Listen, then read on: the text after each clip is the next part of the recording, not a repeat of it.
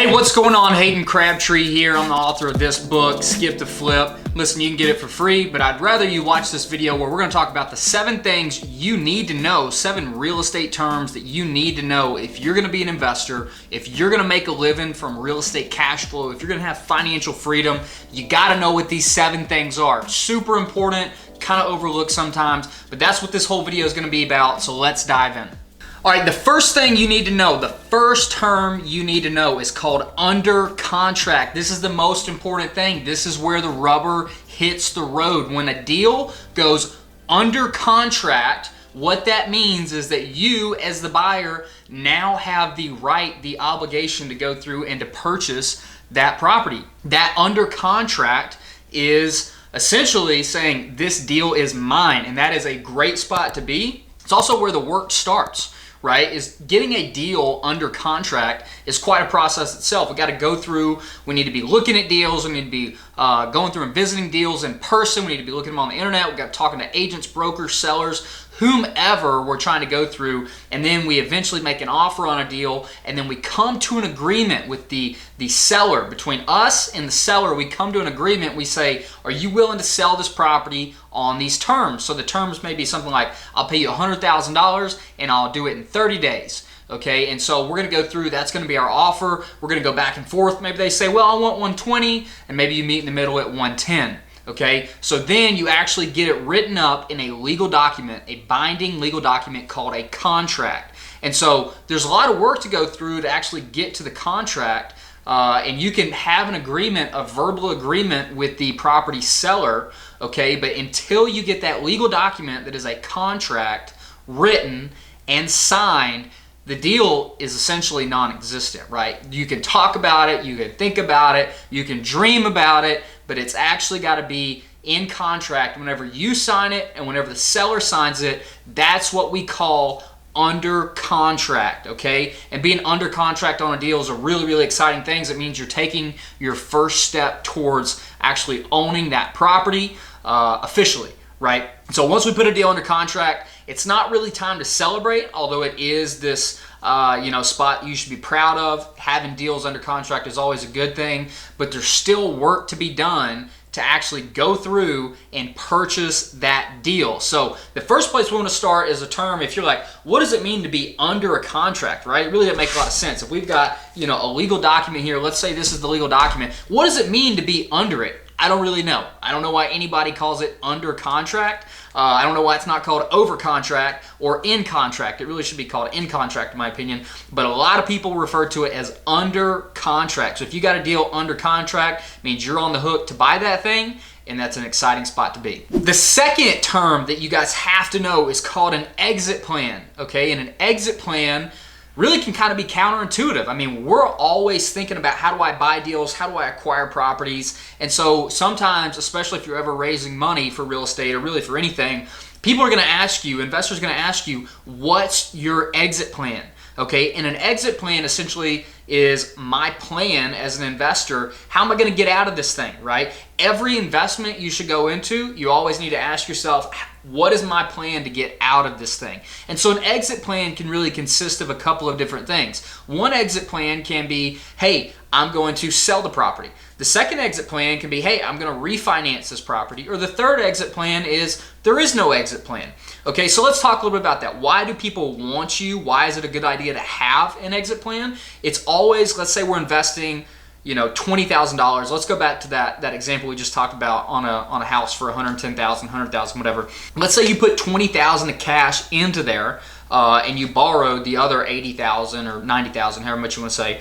And so if an investor is giving you that money, they always want to know 2 things, pretty much, maybe 3 things. 2 things. How much money am I going to have to put in? How much am I going to make on that money? And when am I going to get my money back? Really, with number 3 being, when am I going to get my money back? One of the most important questions that investors, whether it's your own capital or other people's capital, are going to ask, how am I going to get my money back? And that's what the exit plan outlays. Okay, so if you want to buy something and you want to hold it forever for cash flow, that is your exit plan. You need to know that that's your exit plan though, okay? Because if we go into something and we say, hey, our exit plan is we're going to hold this deal forever for cash flow, we need to make sure all the pieces in our business plan line up to that being the appropriate exit plan, okay? And what that means is we're gonna have really good long-term debt. It's not gonna be near. And so if our goal is, hey, our exit plan is to hold forever, and we get a short-term loan that's a 1-year loan, the mechanics, the actual tactics that we have in play, the strategy, they don't match up with what we're saying our exit plan is, because then we got to go out and we got to refinance it again next year. And so you need to make sure, what is my exit plan, and am I prepared to actually execute on my exit plan like I think I am? That's a really important place to come from. Or your exit plan could be, hey, I'm going to hold this thing for I'm going to buy it, I'm going to put some money into it to fix it up, I'm going to raise the rents, I'm going to improve the property value, and I'm going to sell it in 3 years. And that's my exit plan. That's how I'm going to get my money back, my investors' money back. And so that would be my exit plan. So having an exit plan is a really, really important thing. Even if you say to yourself, oh, I'm buying this thing to hold forever, make sure that you know hold forever is your exit plan. And I know that may be kind of counterintuitive, holding forever an exit plan. Like, exit plan is just saying, like, what does the future of this investment look like, and how are we going to get our money back? And the answer may be, hey, we're going to get our money back through cash flows, forever, and then we're okay having our money tied up in equity in this property forever. So step 2, term 2, exit plan. Know what your exit plan is. Number 3 is PGI. This stands for potential gross income. And what potential gross income simply means is that if I were to collect every single dollar possible on this property, how much money would that be? How much money is this property capable of producing? So, quick way to go through this. Let's say we're buying a 10-unit apartment building, okay? 10-unit apartment building, and let's say each unit in that rents for $1,000 a month. So $1,000 a month is the market rate of these units times 10. That's $10,000 a month. That's $120,000 a year. So if everybody in the apartment complex, all 10 units, were completely full and everybody paid their rent on time, then the PGI of this investment would be $120,000. Now, same thing, same situation. Let's go through and let's say that the current owner of that property was a little bit older. They were, we'll call it unsophisticated, which just means that, they're not really into real estate investing. Maybe they inherited the property. Maybe they bought it a long time ago, somehow, some strange way. Maybe they inherited the property through a divorce, and it was their ex-spouse's plan, and they got the asset or whatever. So they're unsophisticated. And so let's say they've had the property for 10 years, and the rent on it's always been $1,000 a month. And so we go through and we research that other apartments just like this in this area are actually renting for $1,500 a month. And so even though the current rent on it is $1,000 a month, the market rate is $1,500. So $1,500 times 10 units is $15,000 a month. And so really the PGI on this hypothetical deal that we're talking about, even though everybody in place is paying $1,000, and we just talked about that'd be a PGI of $120,000 a year, the real PGI, again, potential. What is the potential of this deal? So the real PGI is actually $15,000. That's 10 units times $1,500. That's $15,000 a month, and that's $180,000 a year. So even though it's only scheduled to collect $120,000 from the leases that are in place, the potential of this property is $180,000 a year. So it's really important to know what the PGI is. That's term number 3, PGI. Very important to know how much potential money a property can make. Term 4 is we're going to roll over is EGI, okay? And EGI is essentially, the GI is the same, right? The E, what's different is effective, meaning how much is this property actually going to collect? How much is it actually scheduled to collect? And so in this example we're using, if the PGI was $180,000, the EGI is $120,000. But let's say we obviously have to account for people moving in and out, and so we're not going to collect all of that money. Let's say that we're going to collect 90% of the $120,000, right? The 10 units times 1,000, $120,000 a year. But people are going to move in and out. Let's say we have 10% vacancy. Let's say we don't have some people pay, and so we're going to have 10% of the money of the 120 that we lose out on that we're not going to collect. So the effective gross income, the amount of money we're actually going to collect, is the $120,000 of scheduled money times 0.9, 90%, because we're going to lose out on 10% of that money. And so 10% of 120 would be $12,000, and that'd be $120,000 $120,000 minus $12,000 is $108,000 of effective gross income. So on this hypothetical property we're talking about, the potential gross income at market rates is $180,000, but the EGI, the effective gross income, is only $108,000. Super important that you know not only the PGI of how much money it can make, but how much money is this property actually going to make. EGI, term number 4, extremely important. Number 5 is the NOI. NOI, guys, if you don't know what NOI is, you got to read this book. Grab it for free, okay? So NOI is the EGI, the effective gross income, the number we just talked about, PGI minus all of our losses, our marked market, everything like that, minus our expenses, minus our insurance, taxes, maintenance, utility bills, minus all those things. So our EGI, the amount of money we actually collected, minus our expenses equals our NOI. And what this number tells us is that if we had no debt on the property, if we owed no bank payments, this is how much money we would put in our pocket. Okay, it's not cash flow, because if we get to our actual cash flow number, we have to take NOI minus our payments to the bank equals our cash flow. So if we didn't have any sort of bank payments, this NOI is how much it would be. But really the main reason that people keep track of, and the NOI is such a big number,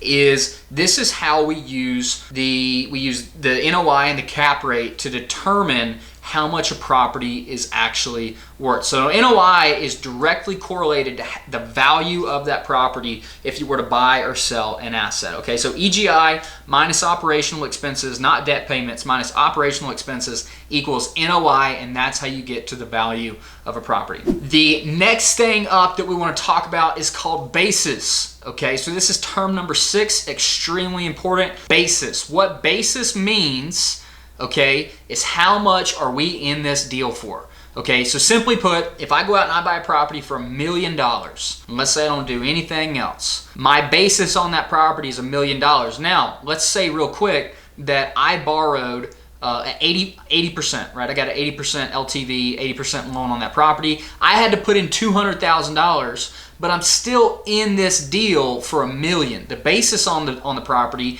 even though I only put $200,000 in, the basis on this property is still $1 million. Why that's a really cool thing is because the basis is how much we get to depreciate as tax benefits. This is why basis is important for tax benefits. So even if I buy something and I buy it for $1 million, it only costs me $200,000, I still get to take the basis of $1 million and I get $1 million of write-offs over the life of this property, of this asset, right?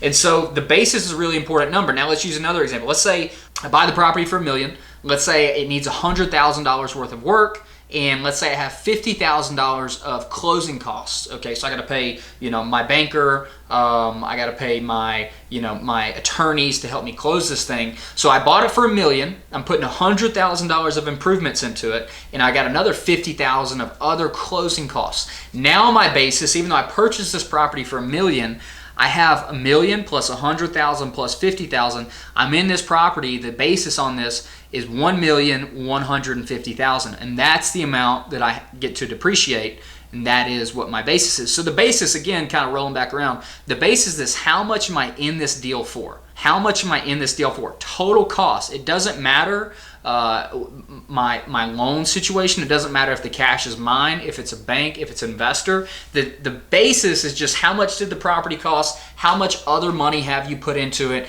in total? What is the total cost of this deal as paid for by all the different parties? Okay, so that is the 6th term, basis, extremely important.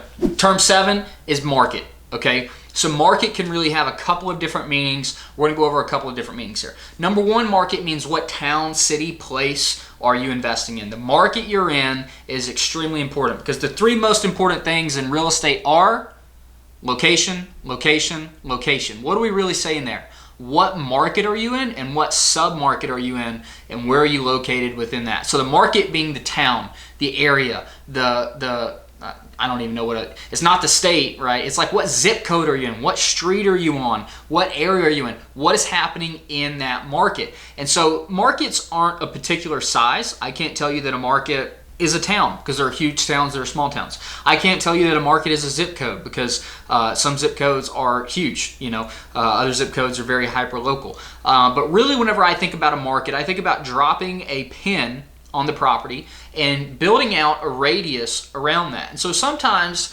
depending on your product type, the radius could be 1 mile.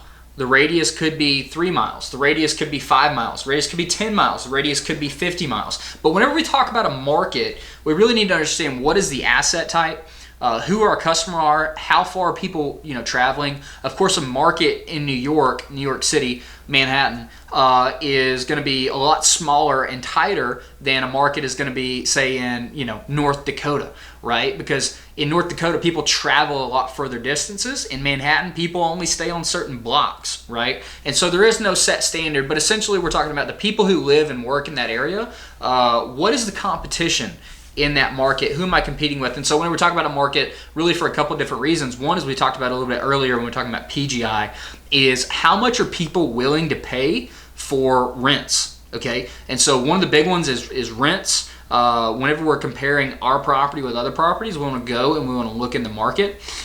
The other way that markets are is how properties are valued. And so in residential, we look at how other properties in the market have sold for, and we try and comp them out. But in terms of bigger commercial assets like storage or industrial or multifamily, we're going to look at market. We're also comparing the size of the asset to other properties nearby geographically that can be a little bit further out, and that's going to help us determine cap rates and how much that we are going to use our NOI on a cap rate basis to determine our value. And so markets is this thing to where we're going out there and we're analyzing other competitors that are going to impact our property, and we're going to use that data from the market to come back in and try and make educated decisions on how much our property is worth, how much we can charge, and we can also do other things like markets for interest rates, markets for loans, right? And so the market is this living, breathing thing that's made up of competitors, customers, providers. And so the market's a really important thing to know. So a lot of times you'll hear people say, oh, well, the market is doing this. And so what exactly does that mean? It could mean a lot of different things. It could mean here's what's happening, really local. Here's what's happening in people who want to lend on multifamily. Here's what's happening in the rental rates, on this street for this asset type. And so the market can really take on a lot of different meanings, but essentially what it is the supply and demand curves for whatever you're selling or buying, given a geographical area or not a geographical area if it's something like loans and asset type. So really important to understand what market is. Whenever somebody says that, all they're saying is what's happening out there in other similar situations is what it all boils down to.